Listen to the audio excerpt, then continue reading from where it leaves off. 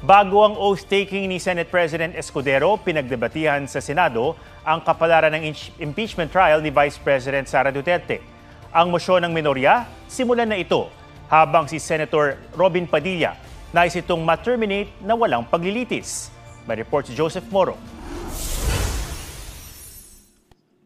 Sa kasaysayan ng impeachment na dininig ng Senado, ngayon lamang susubukan ng ilang senador na ipadismiss ang kaso kahit walang paglilitis.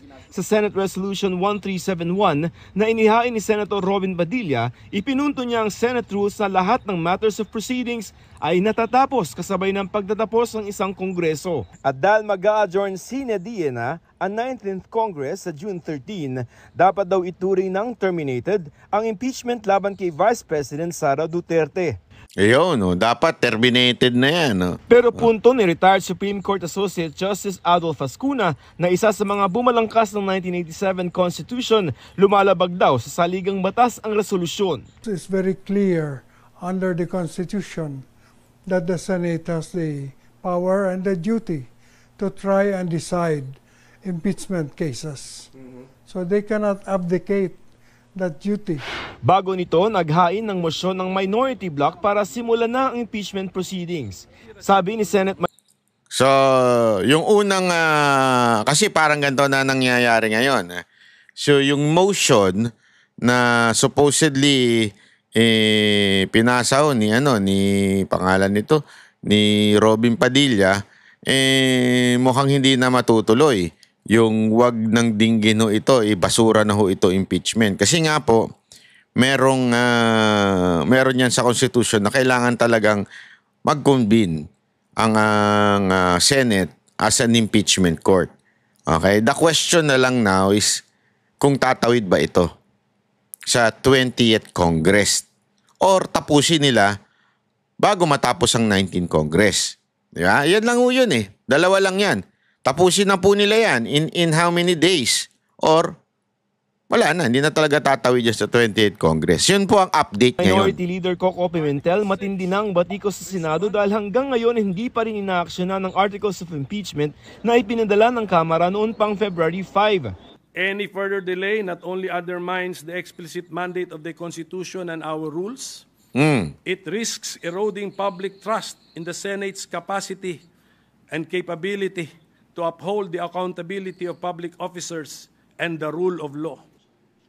Sa mosyon ni Pimentel, ititigil ang legislative business ng Senado para makapag-convene na bilang impeachment court at makapanumpa ang mga senador na tatayong judge. Gagawa na rin sila ng trial calendar at saka ipatatawag ang prosecution panel bukas alas 2 ng hapon para basahin ang articles of impeachment. Sunod, i-issuehan ng writ of summons ang bise. Sinagundahan ni Senador Risa Hontiveros ang mosyon. Nauna nang iminungkahi ni Senate Majority Leader Francis Tolentino na gawin ang impeachment trial mula June 11 hanggang 30. Ang promulgation o paghatol kay VP Sara target sa June 30 na huling araw ng 19th Congress. Nako. We can still start the impeachment process, but I stick to the constitutional precept that we cannot carry over because it is not part of the Constitution. We can only interpret the word as enshrined in the Constitution. Pabor dito si Senador Mig Zubiri para raw hindi na makwestiyon kung legal bang tumawid ang impeachment complaint sa 20th Congress. Pero tingin ni Hontiveros masyadong maigsi ang panahong sinasabi ni Tolentino. Sa mga simpleng civil case nga raw, 30 araw ang inilalaan ng korte. We've dragged our feet for several months, and then suddenly we tell the Filipino public that we are able to sift through the evidence and exact accountability from the second highest official in our land within a period of 3 days. What insanity is this? Tutol din si Senate President Chisa. Mamadali-madali kayo eh. Minadali-madali ninyo eh. Tapos ngayon nag-convene na, kailangan tapusin na in 19 Congress. Hindi, di ba? Sana, kung hindi kayo nagmamadali, di sana sa 20th Congress na sinimulan yan. Yun na lang ang pinaglabanan nyo. Di ba? Kasi totoo naman eh. Sana yun na lang inargue nyo na we'll start the impeachment on the 20th Congress. Doon na lang kayo naglaban. Ngayon, paglalabanan nila, yung tatapusin ba during the 19th Congress, tapos ipapasa ba sa 20th Congress? So dalawa pa ngayon ang pinaglalabanan ninyo. No? Ngayon, sinasabi ng iba dyan, lalo na yung mga sige, convene na natin, pero tapusin na natin to. Ha? Tapusin na natin. Kailangan, sa ending ng June 30, tapos na ang impeachment. Kasi nga naman, ililipat na ito sa patay tayo dyan. Escudero sa minadaling paglilitis, pero buong Senado anya ang dapat magpasya sa schedule. Paano ba at bakit ba naging objective na paikliin, pabilisin ang trial? Hindi ba dapat protektahan natin ang karapatan ng magkabilang panig? Ayun. Ang nasasakdal at ang prosecution. Na mabigyan sila ng sapat na panahon na ipresenta ang kaso nila upang sa gayon may basehan ang pagpapasya ng mga senator judges. Hindi ko gusto si VP Sara pero hindi rin ako galit sa kanya. I am performing and doing my role the best way I see fit. VP Sara Duterte, hindi ka daw gusto. Alam mo na ha, pag naging presidente ka, tanggalin mo sa speaker, sa pagiging Senate President. Without any fear or bias in favor or against anyone.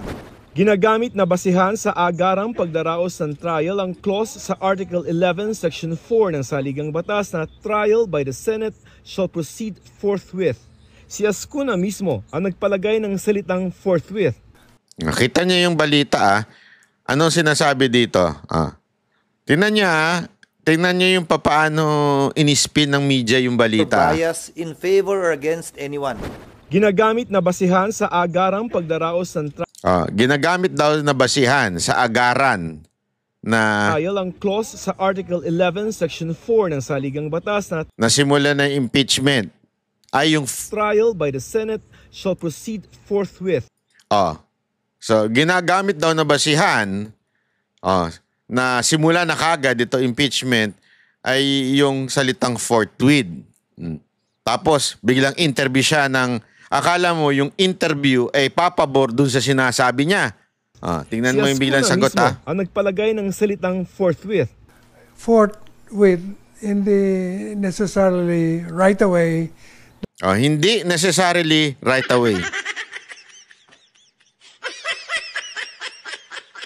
There can be some delay as long as there's some delay as long as it's reasonable. Ang reasonable. Ibig sabihin, meron talagang sa madaling salita, ang linaw. Doon sa mismong sumulat mismong sumulat ng salitang forthwith sa konstitusyon natin, sinasabi niya, may konting delay. Pwede. Hindi agad-agad. Kaya mali yung definition. Kanina, sinabi pa mismo nagbasa pa ng diksyonaryo si Pimentel, sabi niya agad-agad daw ang ibig sabihin sa dictionary sa Tagalog ng forthwith. Ito na nga mismo nagsulat, sinasabi niya hindi naman agad Pwede may konting delay, depende nga yan sa schedule ng Senate. Ang linaw. Kaya yung mga nagsasabi ng forthwith dyan, ulul nyo. Gago! Hindi, ulitin natin Hindi ako sasagot. Daraos ng trial ang clause sa Article 11, Section 4 ng Saligang Batas na trial by the Senate shall proceed forthwith. Si Ascuna mismo ang nagpalagay ng salitang forthwith. Forthwith, hindi necessarily right away. There can be some delay as long as it's reasonable. Ang defense team ni di ba? Pwede ma-delay as long as it's reasonable. Kasi nga, yun nga yung dinadahilan ni Escudero na sandali, meron pa tayong mga tinatapos na batas. Kailangan mo nang tapusin ito. Sige, madali kayo. Pinilit nila si Escudero kanina na mag-oath-taking. Okay, nag-oath-taking. Tapos bukas yung mga senador sa 19th Congress. Tapos, ano mangyayari? Abay, kailangan nang tapusin. Sinimulan na natin Hindi pwede itong masyadong ibabad. Mamumuti ito. Baka magkakulay-kulay ng iba to. Baka masira na, magpunit-punit na to. Kaya kailangan, pag sinimulan, tapusin na kagad. Kasi nga, hindi na, questionable na naman yung pagtawid sa 20th Congress.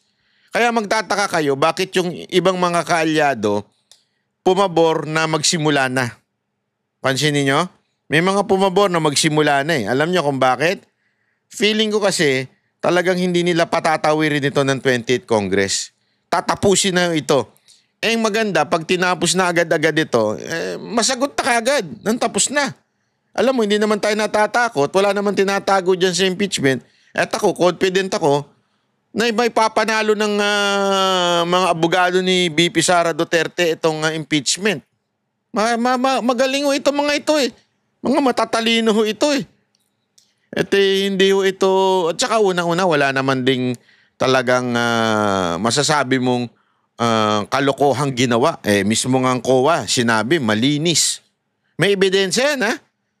Yung COA na yan na mismo nagsabi, itong panahon ni Marcos. Malinis, walang problema doon sa budget ng Office of the Vice President. So doon pa lang, kita na ho natin na talaga namang walang kasalanan, walang korupsyon, wala lahat. Di ba? Pabihira, yung issue pa nilang malabo na iba eh. Yung issue katulad na gustong patayin si Marcos. Ba't buhay pa? Hindi, ako sinong tanga? Hindi ako tanungin ko kayo, sinong tanga ang sasabihin niya publicly, papatayin kita? Yeah. Kung talagang papatayin mo. Yun eh. Kaya nga ang paulit-ulit na sinasabi doon there is no threat because there is a condition on that threat. Which is, kailangan munang patayin nila si VP Sara Duterte bago isakatuparan yung threat na yun.